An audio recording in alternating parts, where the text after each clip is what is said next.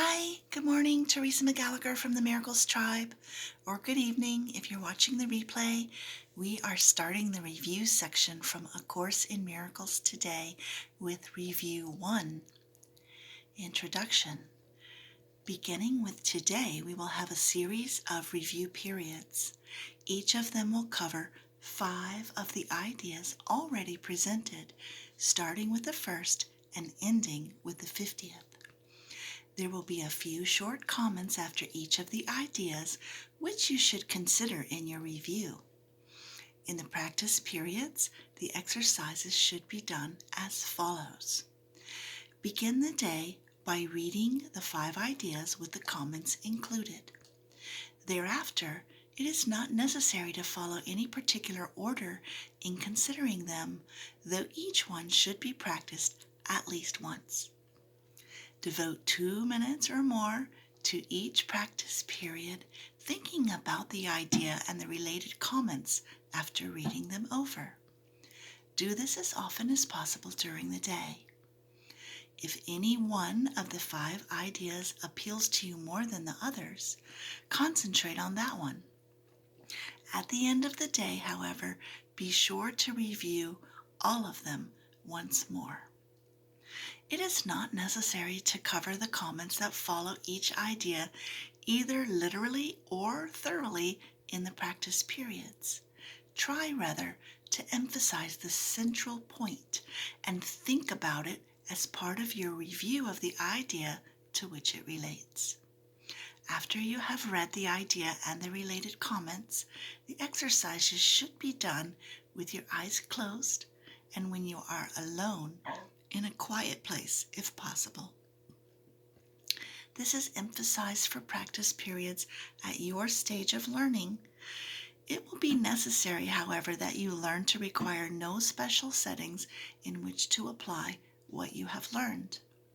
You will need your learning in most situations that appear to be upsetting, rather than in those that already seem to be calm and quiet.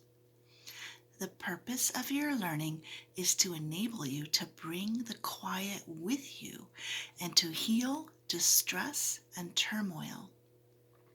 This is not done by avoiding them and seeking a haven of isolation for yourself.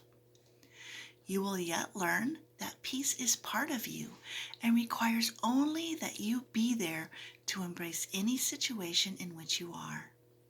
And finally, you will learn that there is no limit to where you are, so that your peace is everywhere, as are you. You will note that, for review purposes, some of the ideas are not given in quite their original form. Use them as they are given here. It is not necessary to return to the original statements, nor to apply the ideas as was suggested then. We are now emphasizing the relationship among the first 50 of the ideas that we have covered and the cohesiveness of the thought system to which they are leading you. So now we'll go on to the first 5, which is our review for today, Lesson 51. The review for today covers the following ideas. 1. Nothing I see means anything. The reason that this is so is that I see nothing, and nothing has no meaning. It is necessary that I recognize this, that I may learn to see. What I think I see now is taking the place of vision. I must let it go by realizing it has no meaning so that vision may take its place. 2. I have given what I see all the meaning it has for me. I have judged everything I look upon, and it is this and only this I see. This is not vision. It is merely an illusion of reality because my judgments have been made quite apart from reality. I am willing to recognize the lack of validity in my judgments because I want to see. My judgments have hurt me, and I do not want to see according to them. 3. I do not understand anything I see. How could I understand what I see when I have judged it amiss? What I see is the projection of my own errors of thought.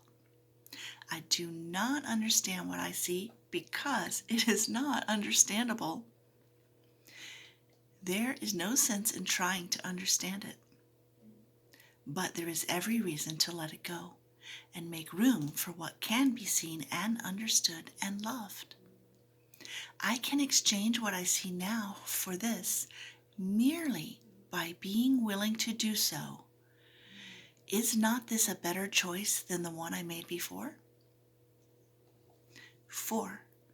These thoughts do not mean anything. The thoughts of which I am aware do not mean anything because I am trying to think without God. What I call my thoughts are not my real thoughts. My real thoughts are the thoughts I think with God. I am not aware of them because I have made my thoughts to take their place. I am willing to recognize that my thoughts do not mean anything and to let them go. I choose to have them be replaced by what they were intended to replace. My thoughts are meaningless, but all creation lies in the thoughts I think with God. 5. I am never upset for the reason I think. I am never upset for the reason I think because I am constantly trying to justify my thoughts. I am constantly trying to make them true.